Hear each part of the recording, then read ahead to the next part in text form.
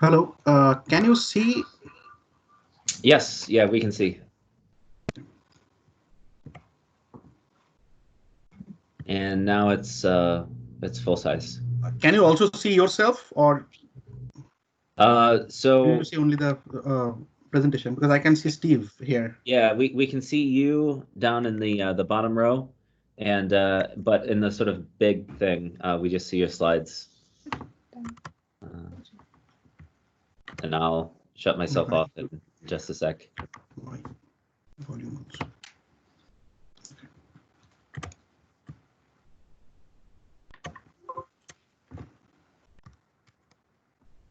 That's fine.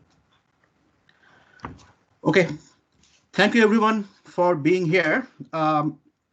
This is a joint work with Fred, who is at CG Europe. And it's good to present just after Sander because Sander has already talked a lot about cartel experiments, why we need to run experiments and all those things. So I can simply skip those. So you can see that this is an experimental analysis of antitrust enforcement under avoidance.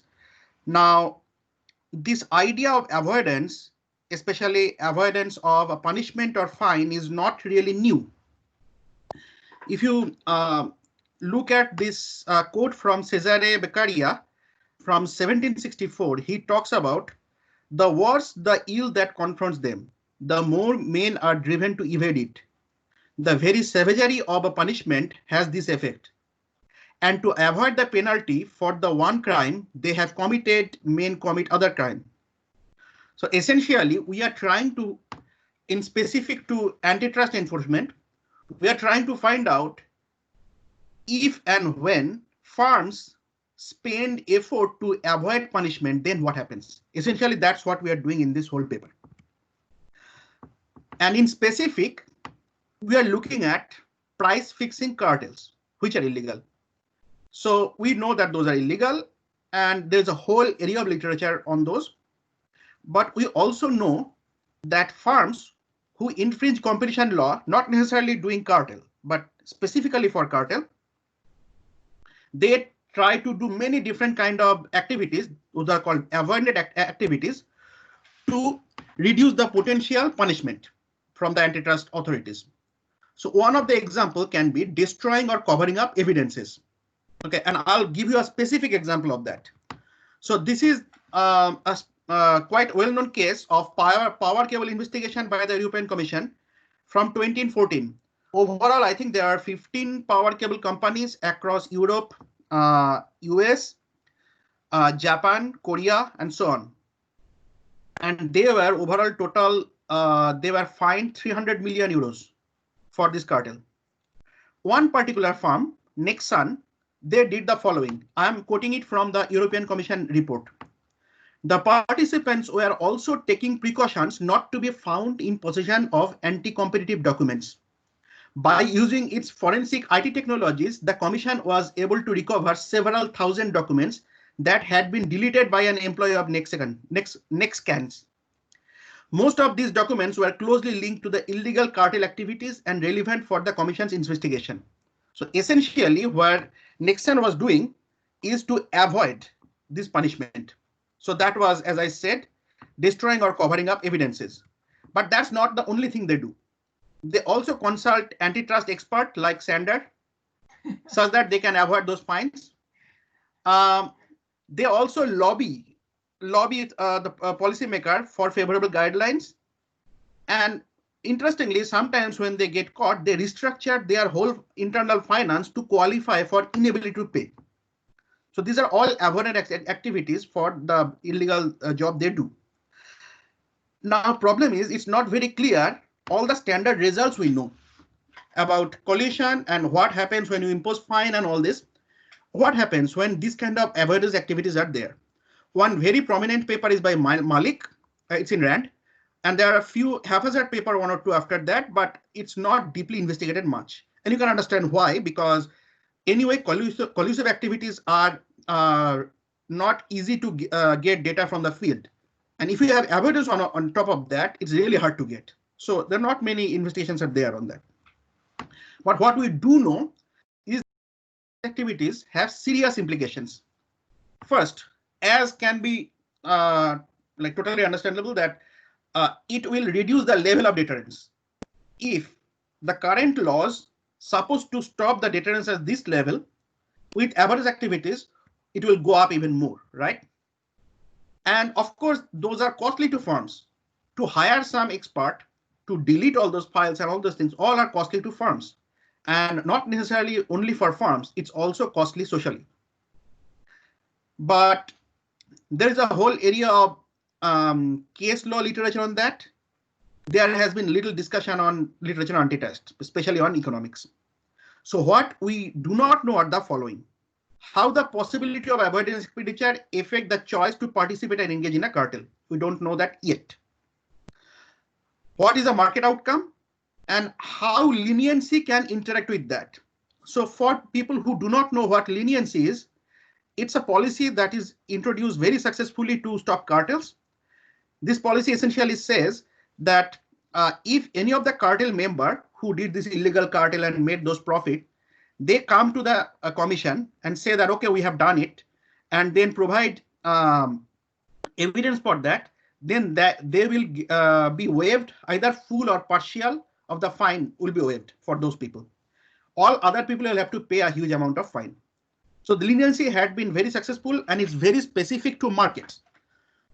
Although average activities are there in other criminal activities also, but it's not possible to understand how leniency interacts there. So it's very specific to market and we don't know how it works there. So again, there is a good level of literature on avoidance, especially in case law and so on. These are the closest to ours, but I'm not going to cover them right now. If needed, I'll be happy to come back later. So what do we do here, really? We first observe that there are two types of avoidance activities. So to get punished, somebody will have to be caught in the act first. So there is a probability that somebody will get punished, get detected. So avoidance activities can be aimed to reduce that detection rate. Second, if I get detected, I can also try to do something such that I have as low level of fine as possible. That is reducing the level of fine. So see the following: if me, Sander, and Angela, three people are doing the collusion, and I spend a lot of money such that our cartel will not be detected, then what Sander and Angela can do, they don't have to spend any money and free ride on me because I am reducing the detection rate for everybody.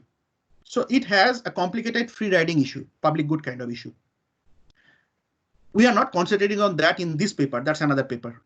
In this paper, what we are doing, we are looking at the second act. Detection rate is the same for everybody, but specifically for me, I can destroy individual evidence or hire lawyers or can reorganize my financial structure to reduce my own fine. So what we do, for the first time, we investigate experimentally those issues. And of course, it's not easy to investigate from field data. So I would say this is the first empirical investigation overall. So we look at what determines the Awareness Act, how does it affect cartel, market outcome, and most importantly, we also look at how this Awareness Act and leniency, they interact with each other. Okay. And what do we find before I look at the design and so on? What we find is, well, what drives average decision is the decision maker risk preference and the experience in the market, those two. Not necessarily surprisingly, but there is a solid result that we find if you have the option to avoid, you communicate more with your rivals, and as a result, you form more cartels. And we also see that the firms who avoid, they spend money on avoidance activities, they also charge higher prices. And it reduces price deviation, but people, price deviation in the sense, I did not define price deviation. Price deviation means I am talking to other people and setting a particular price that we all will charge. But because collusion is not legal, I can always deviate and charge less price and capture more market share. So that kind of price deviation gets reduced when avoidance is available. But firms that engage in avoidance, they deviate more when there is a leniency. So leniency has some effect. And again, when leniency is available, then some firms use avoidance as an alternative to avoid being punished by other people. So they use avoidance as if it's some sort of insurance against other people. This is what we get. So is there any question at this point, or then I'll go to design if not? OK. So this is the design. This is a very straightforward design. It's a 2x2 factorial design. In one dimension, we allow the market to have leniency. In another case, we don't allow to have leniency. That's because first, knowing about exactly what is going on with and without leniency is important. There are countries which do not have leniency. Some countries do have. And there are emphasis by policy level. For example, CMA, European Commission, they mention again and again how leniency interacts with others. Because of those, it makes sense to analyze with and without leniency separately and look at the effect of leniency. But our most important part is one case we have no avoidance activities available, another case where we do have it as available. Now, without avoidance is the whole literature what they have done. So with and without leniency and with avoidance are the two new, totally completely new treatments that we are introducing to the literature. OK, so we call them fine, leniency, fine plus avoidance, and leniency plus avoidance. So the experiment is done in this way. First, subjects came to the lab. This is the specific lab we ran. The picture you can see. They first went through a Holt and Larry risk elicitation task, but we didn't tell them the answer. Then they played a 3-firm discrete Bartra game, like Hinloop, Zodavent, and the price set was 90 to 102, and marginal cost was 90. So essentially, firms could charge anything from 90 until 102. 3 firms, whoever charges the lowest price will get the whole market, and the profit they will make would be the price minus 90. And now, as we can see that there can be many different equilibrium, but the payoff dominant one would be everyone is charging 91. So if there is only one firm that is charging the lowest price, for example, one firm is charging 100, other 2 are charging 102, then that firm is going to get the whole market, and the profit of that firm would be 100 minus 90, that is 10. If there are 2 firms that are charging 100, then each of them are going to get a profit of 100 minus 90 divided by 2, that is 5 each. I think that's very straightforward. The student subject without any experience with market experiments, it was a group of 3. As I said, there are 3 firms Bartra. It's a fixed matching. We ran with Z3, invited subjects with ORC. It was around 45 to 60 minutes, depending on which treatment they are in. And on an average, they got around 940 pounds. So this is the experimental design, and I need to spend a bit of time on this one because this is the core for the paper. In the experiment, when we are running this market game, it starts with a collusion decision. So collusion decision comes in this way. The firms, each of the subjects, they get a button that would you like to make a non-binding commitment of charging the highest price, that is 102. If they say yes, that means they are trying to make the collusion. If they say no, that means they are not trying to make the collusion. A cartel is formed only if all 3 of them say yes. Okay, so this is the very first one. You can see that this is the decision they make. Then they learn whether a cartel is formed or not. Then in the treatments in which avoidance was possible, then they can decide whether they are going to spend 1 point such that when if they get caught, they will not have to pay the full fine. They will have to pay only half of the fine. This is a very simple version of, say, hiring a good lawyer or making sure that I can restructure my organization and so on. Then they make price decision. So they can charge anything from 90 to 102. And remember, although even if cartel is formed, is non-binding. So I can always cheat. I can ask you to charge 102 and charge 101 by myself. Then you learn about price. In the treatments where there is leniency possible, then you can go and report that, oh, okay, we were in cartel. If you report, you will not be fined anything, but other people will be fined. If K people are report, then fine is reduced by 1 divided by K. Then there is a detection. So sorry. Then after all these things is done, there is a external probability that you might get detected if you're in a cartel. Somehow there is an investigation by the European Commission or whatever, you get detected. And if you get detected, you have to pay a fine of 8. And detection chance of getting detected is 10%. Then you learn about reporting, detection, everything, and you come to know about your final payoff. And then you play the same game again with the same people for 20 periods. After that, the game went on with a probability of 80%. Okay. So what are we looking for here? We are looking for mainly 3 things. First, illegal activities, that is avoidance activities and collusion activities. What would be the determinants of avoidance and what would be the propensity to collude and at what rate actual cartelized markets are formed? After illegal activities, we look at what is the market performance or market outcome. So exactly what kind of prices the firms are charging, that will be the asking price, and what is the market price, that is the lowest price, because that's the price that the good is sold. And market price will also determine the consumer surplus, which is simply 102 minus the market price. And then finally, we look at cartel stability. And this would be quite important for leniency, because we look at rate at which firm cheat each other. So they say, let's form a cartel and then charge less than 102.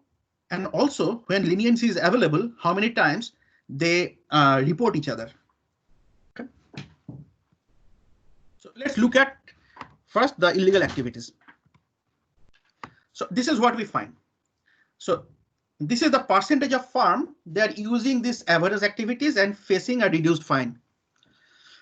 First, look at this column. First column, this is the percentage of firm they use avoidance procedures. Under fine, it's around 22%. Under leniency is about 35%. Whereas when firms face, how many firms face reduced fine? For fine, it's around 66%. For leniency is around 50%. So it seems overall firms seem to opt for avoidance more under leniency, but get affected less. This is the overall like descriptive statistics that we can see, but it does not tell us what determines this kind of avoidance activities. So we ran regression, and what we find is the decision to avoid is driven by decision makers' risk attitude, as well as by the experience of antitrust enforcement. So let's look at this regression. So dependent variable is decision to avoid. It's a probit model that we ran, and couple of things that came out to be highly significant are number of times you got detected before. So if you were in a cartel activity, you got detected, you have to pay a lot of fine. Then you realize probably it makes sense to, if I am in cartel activity, let's go for avoidance so that I don't get it. Even if I get detected, I have to pay less.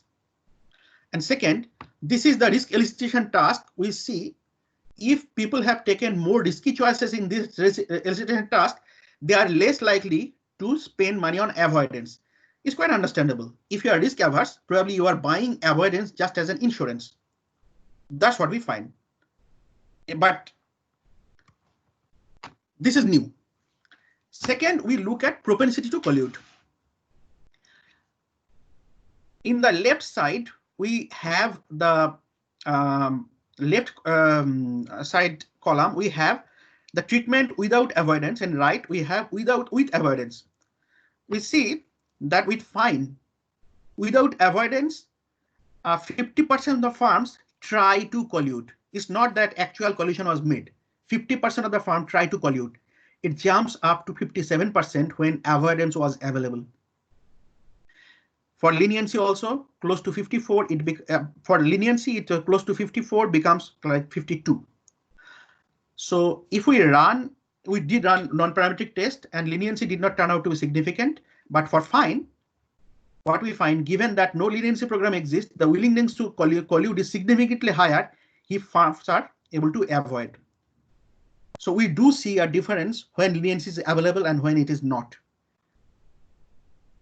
We run this regression and get supported. So let me skip this one. Then we look at, okay, these are the propensity to collude that we have just done. So how many firms are willing to collude? How many actual cartel are formed out of all those firms willing to collude? So this graph shows that. So this left side set of bars are showing the percentage or proportion of firms that do not want to collude at all. This is the percentage of firm where at least one firm one firm wanted to collude. Next one is 2 firms wanted to collude, and this is the most interesting part for us. All 3 firms wanted to collude. So this makes a cartel, right? So what you can see again is, and it's got supported with tests also, that when leniency exists, the last 2 columns, when leniency exists, they are not very different from each other, 9% to 10%. But when leniency does not exist, then without avoidance, around 12% of the firms are making cartel, whereas almost 24% are making cartel when avoidance is available. So given that no leniency program exists, firms form significantly more cartels if they are able to avoid. Now remember, avoidance is available everywhere in this world. It's just how the firm use it. But leniency is not available. So these results make the case for the countries who are not using leniency. This paper makes a case that you should use leniency if you want to have a better deterrence policy. Now we go for market performance. So as I said, we are looking at 2 parameters here, asking price and market price. Asking price shows overall how much price the firms are changing, so average of the 3 prices, and market price is the lowest price. That's the market clearing price. Now, let us look at, and there are, of course, when firms can make a communication, either they are able to collude or not able to collude. In the left set of columns, it's competing market where the firms could not collude. In the right set of columns, I rounded with a red circle. That's the colluding markets. And you can see that the both asking price and market price that increases when avoidance is available. Okay, so I'm just giving you one example of when, just look at the 3rd row, fine. For colluding market without avoidance, it was like the on average price was less than 94, whereas it becomes around 95.6 when with avoidance. And these are supported with regressions and tests. So what we find from here, colluding firms engage in avoidance act, charge higher prices, and because the market price is higher, it results in lower consumer surplus. And this is what we find with regression also. Our final points are price deviation. That is how much the firms are cheating and how much the firms are reporting. So in another paper with Fred, we found a set of people who always try to repeatedly try to make collusion. Then they cheat. They ask other people to join collusion. Then they cheat, and then they report that, oh, we are in collusion. Okay, so that paper was published in a couple of years back, and me and Fred, we call those people sociopaths. And at 1 out of 5 almost, they were like this. Surprisingly, we don't have so many of the sociopaths when avoidance is available. That might be a good thing to see. But anyway, we see that without avoidance, around 70% of the people, they cheat on others. Okay, in under fine, around 70% of the people cheat on others, but with avoidance, this jumps down. It's 50%. Sorry, with leniency, this jumps down. Same for with avoidance. with fine 57, with leniency 41. This is quite well known that price deviation goes down when leniency is there. Leniency makes cartels more stable. We see the same here, even with avoidance. But what is interesting is without avoidance to with avoidance, when you compare those two, it seems that firms deviate less when avoidance is available, both with and without leniency. 69 to 57, 50 to 41. Unfortunately, when we ran tests, those are not statistically significant. The p-values were 11% or something, so we could not claim that it's correct. But what we do find is the following. With avoidance does not mean firms are actually going for avoidance, right? With avoidance means all the firms there. And some of them went for avoidance, some of them did not go for avoidance, and so on. When we pick up only the firms who decided to go for avoidance, okay, only 22% of the firm decide to deviate in only fine, but around 55% of them decide to deviate in leniency. And this difference is being significant at 1% level. So this is a new result. Given avoidance, firm deviate more under leniency. Why? Essentially, what this one, I think I don't have much time, so let me quickly say why. It's because what the firms here really do, they use avoidance as an insurance. Then they see, okay, I am joining a cartel. Let's see if other people are joining. Yes, they are also joining. I keep avoidance as insurance and see if other people are cheating on me. If the other people are cheating on me, I just go away and report. If other people are not cheating on me, I am not reporting. So with avoidance, this kind of spiteful activities goes up. That's why we see this spike. So what we see, we do a first attempt to experimentally investigate avoidance activities in antitrust. The results could be matched back to some of the avoidance literature and antitrust literature that I skipped before, but this can be done. But the main three things is risk-averse firms go for this option more.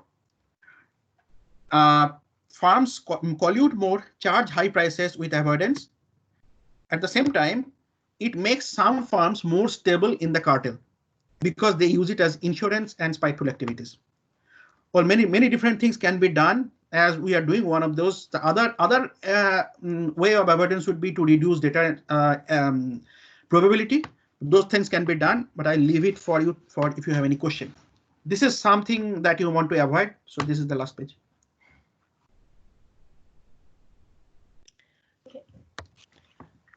Thank you. Doctor had one question. Okay, so let me check.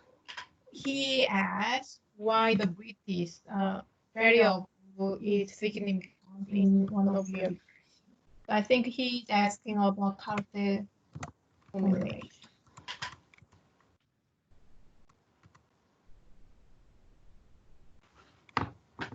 Oh yeah, this one I think you're.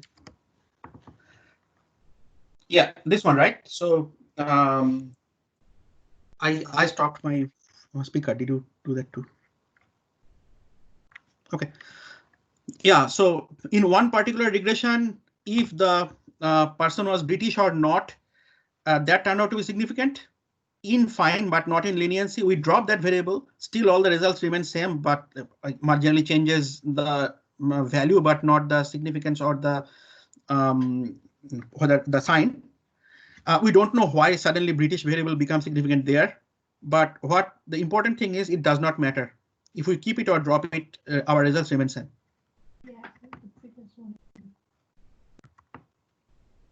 Yeah. I think it might be that we have more number of British in that particular or not. We can look at it. We can look at it. But results remain same. Results are robust. That is the good thing for us. Thank you. Okay. So now we will move to the next presenter.